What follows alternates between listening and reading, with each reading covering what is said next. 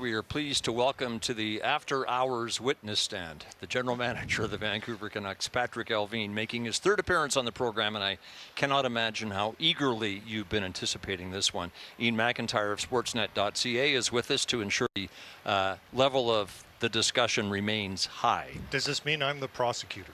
We'll see. All right. All right. By the way, I don't mind how many people couldn't do this before you asked me. I'm honored to be on with you.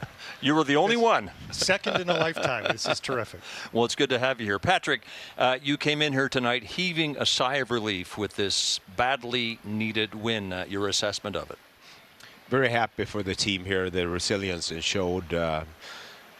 A lot of things happen here in the end of the game with penalties and all that. And with the injuries we have here and depleted group, a lot of young players are getting reps and getting extra minutes. But I'm very pleased with the effort here today. And you got to get confidence. But it's nice to see the veteran guys pushed hard here and a well-deserved win. Columbus is a very good team. Iain. And you got a bounce on the winning goal there from Boeser, but I think you guys were due a bounce. There's been some bounces against you. Thatcher Demko said recently that the guys are just playing their asses off, and I hope it's late enough that I can say that on television, but do you see that in this group? I do. I mean, we've been depleted and guys playing more minutes, and I'm just very pleased how they're digging in. We haven't gotten a full 60 game yet. I think we played pockets of really good hockey, but then the trust and the experience that we have in our lineup here now has cost us some of the third periods. But again, very happy to see Brock Boeser getting a goal here. I think Jake DeBrusk played really well as well. So Elias Pettersson was another one that's sacrificed and digged in here. So very happy and quick turnaround for a game tomorrow. I think we're going to get to the injuries in a second, but might we see Thatcher Demko tomorrow? I guess it's a possibility here. He skated today, so he might be a possibility for tomorrow. So just a short time on the injured list for him, but possibly. A condition that markedly restricts the ability to function physically is one definition of the word handicapped, and the Canucks have been handicapped this year with a list that at one point peaked at 9. So mercifully it's starting to shrink, but it left your team to tread water at around 500. Do you think this team, as it's currently constructed, can contend when you get your players back?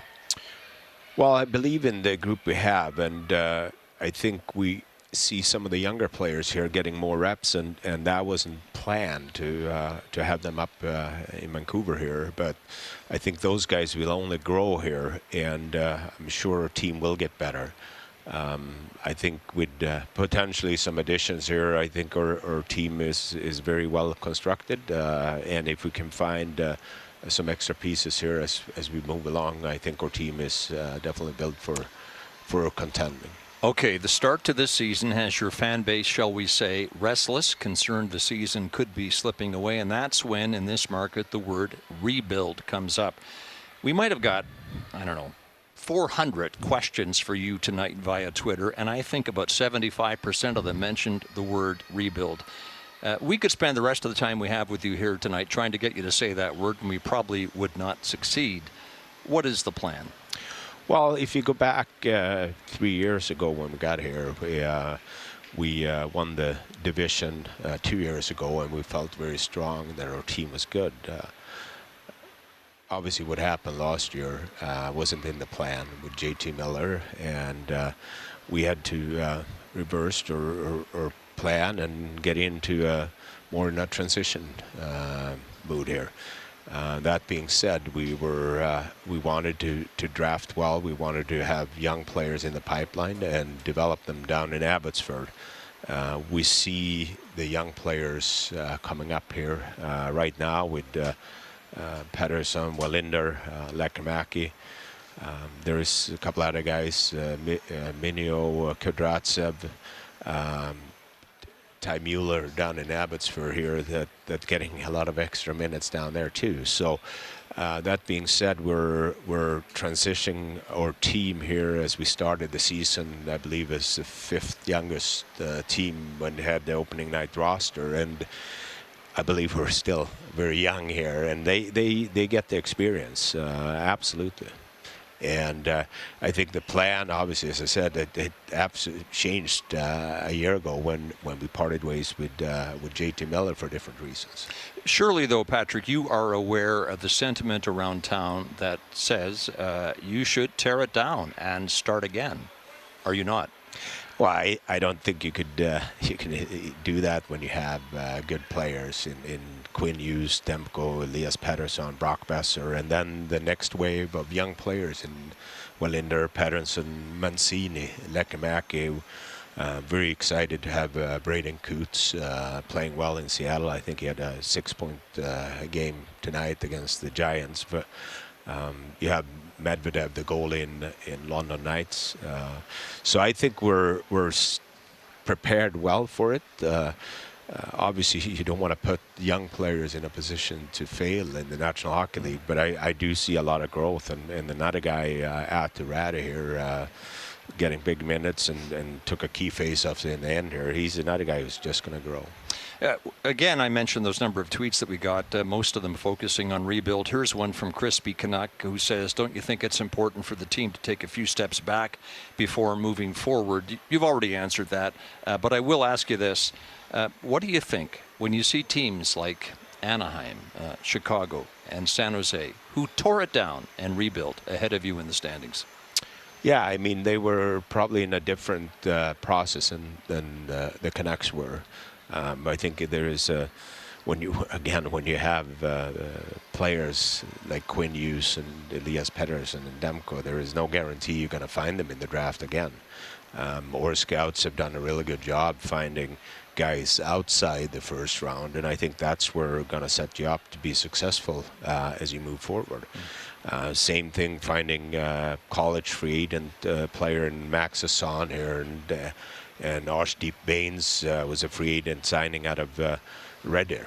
I think those are credit to our scouting staff, and they will continue to find those players. He may not have said the word rebuild, but Jim Rutherford did say in late January of last year, and I quote, "If we're going to completely start over, that means Quinn Hughes goes, and we'd like to figure out a way that he's here forever." So that takes us to your best player, Iain. It's such an unusual situation that you're in with Quinn with 2 years left. But of course, everybody, both sides are going to need to know this summer what the plan is moving forward. How big of a challenge is that when you're planning a season and ideally planning for next season when you don't know exactly what that might look like with Quinn? Well, it's first and foremost, we're extremely happy and pleased to have Quinn Hughes leading our team as a captain here. And I think his game today was probably one of his best games this year. Very dynamic and becoming a great leader for the team. So I think that's the excitement when guys get extra energy and see the growth of the younger players here. I think that's where you're growing together as a team and will become stronger. And facing the adversity here with a lot of injuries on key players and still being able to play at 500 and still being able to play some good hockey, I think that's something that excites.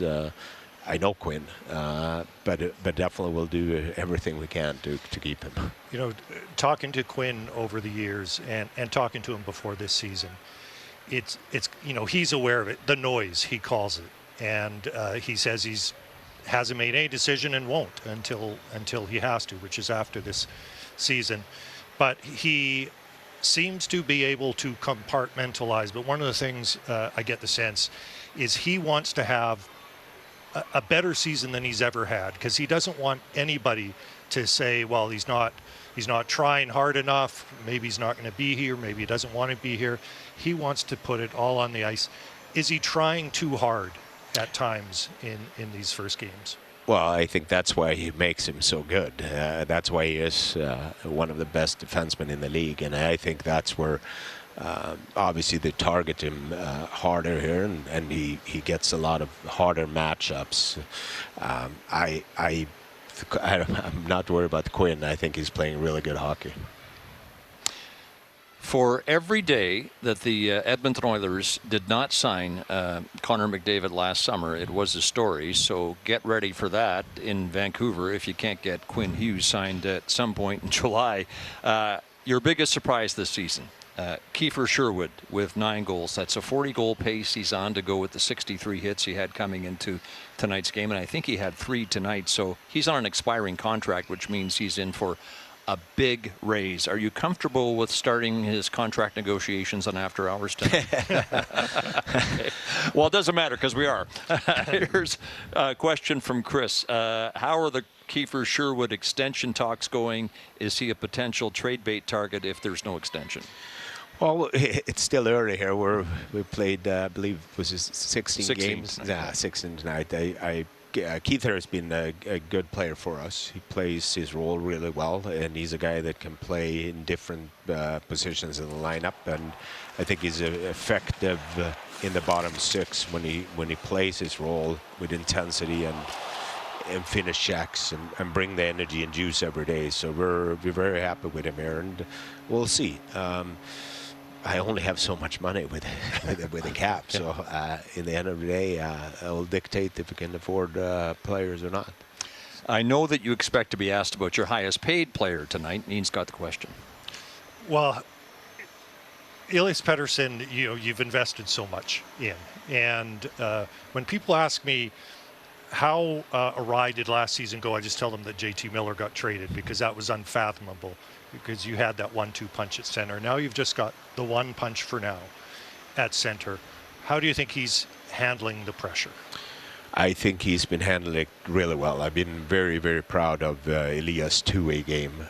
Came in good shape for training camp and was invested right away. Built a great relationship with Adam Foote as a head coach and the leadership, being part of the leadership. I think his two-way game and his defensive game has been really, really good. And the reality here since the game in Washington when we lost 3 players, 2 centers in one game, he's been taking on a lot of heavy matchups, and I see a lot of growth in his game. And I think if you ask him to, I think he will say that he need to shoot the puck a little bit more because he had chances, but I think that's part of confidence. Big question around here, of course, is can he get back to his 100-point form of 3 years ago?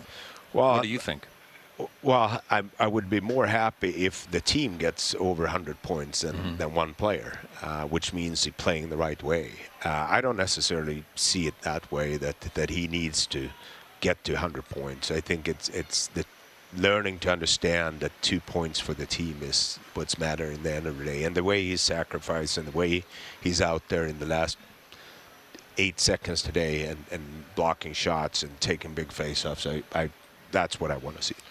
How much would you like to be able to insulate him and help him a little by getting another center, which Jim Rutherford's been talking about since the end of last season? Because right now it really is a lot on Elias Pettersson's shoulders. Absolutely, and even more so when Phil went down. But you're going back to the stretch where we went on the road there and played Dallas, Chicago, Washington. Those 3 games were one of our better hockey for 60 minutes as a team, and that just showed that our lines were more balanced. You had Teddy in the lineup as well, so definitely it's extra pressure on Elias, and I think he's handling it really, really well. Patrik, Jim Rutherford said at your season-ending press conference last April, and again I quote, "We're open to do whatever it takes to get a top center."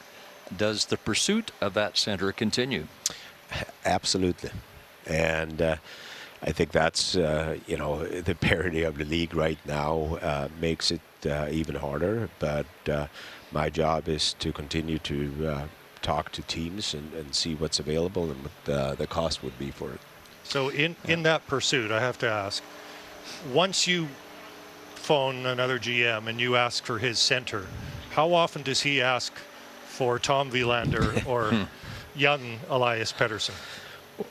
Well, it just confirms what we're seeing here with Tom and Lekkerimäki and Elias and more go on and on. You again, we're very happy with those young players, and Coots, Mancini, Lekkerimäki, Medvedev are all getting recognized around the league. Are those the guys that teams want? Those are really good young hockey players. So the answer is yes. Okay. We're not doing an autopsy on last year, but there is one thing I will ask you about because it helps explain how one of your top players is still here. Brock Boeser was on the market at last year's deadline, and post-deadline he was still a Canuck. And here's how you explained his non-movement. If I told you what I was offered for Brock Boeser, I think I would have to run out of here because you would not believe me. So after playing out his contract, he signed a 7-year extension just about an hour after the free agent market opened. Boeser was later quoted as saying it was a phone call from you to his agent about an hour before the market opened that changed everything. What did you say in that phone call? Well, first of all, after this press conference, I apologize to Brock because it didn't come out the way I was trying to protect Brock with the integrity of him being a really good player, and I thought the market wasn't respecting him enough. And at that point, we were still talking. I have a lot of respect for Brock, and he expressed how much he wanted to stay here. And again, I think in the cap world, I had respect, or we as an organization had respect for Brock earning his way to free agency, and had to go through it and see what other options were out there. And in the end, I'm extremely happy to have Brock back here because he means a lot to this franchise. He means a lot to the dressing room and in the leadership role as well. Okay, let's move on to the Sedin factor for the Canucks because it is still significant. Iain. Well, before we talk about the Sedins, is it true that in your one season in the Swedish Hockey League, in which you scored twice, that one of the goals came against Modo when the Sedins were the co-MVPs of the Swedish League? Yeah, I think they still denied it, though. But I take credit for, I think it must have been Danny that didn't cover his point very well, and I think he learned from that mistake and didn't do it again. So, yeah. How big is their influence? We see all the young players that you've leaned on during this injury crisis. How much do Daniel and Henrik have to do with that development? I mean, the personality they have and the bleeding for the Canucks. There is no egos. They're willing to do whatever it takes for the Canucks to be successful. And when we started talking about the vision we had for the team and the importance of developed players down in Abbotsford and supporting the young players too, being the bridge between Abbotsford and Vancouver, helping out with the development camp. I mean, I think that's what they wanted, and they actually thrived in that role and being day to day and no hesitations of driving out to Abbotsford in the morning and be back here in the evening.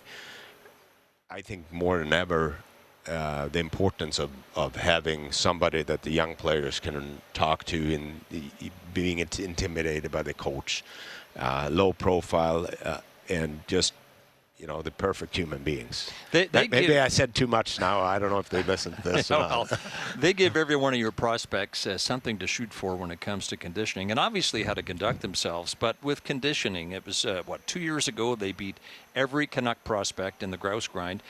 What's it say to an 18-year-old kid when two guys in their 40s leave them in their dust on a grueling 3-kilometer trail with an 850-meter elevation gain?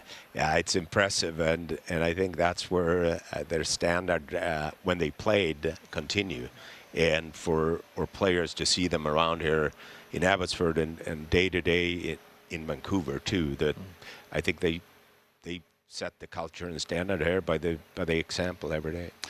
Here's a tweet. We'll finish with this. A tweet from somebody who calls himself "I Hate This Team." I think that's the name of a podcast, and they actually like the team. But you're going to have. Can you see it? Yeah. Here, read it off the phone. Yeah. What's it say? Patrik, are you more into 30-åriga kriget, träd, gräs, stenar, or fläsket brinner? And he says, I'd also appreciate a rebuild, but that's more of a comment than a question. You get the question, right? You know what those three things are? Yes, I do. Yeah. And They're Swedish rock bands. Right. I don't know that must be not my kind of music. Okay. All right. Patrik Allvin, the general manager of the Vancouver Canucks, was our guest on After Hours. Thanks for being with us, Patrik. We appreciate your time, and we'll put the finishing touches on the night when we return to Rogers Arena in Vancouver.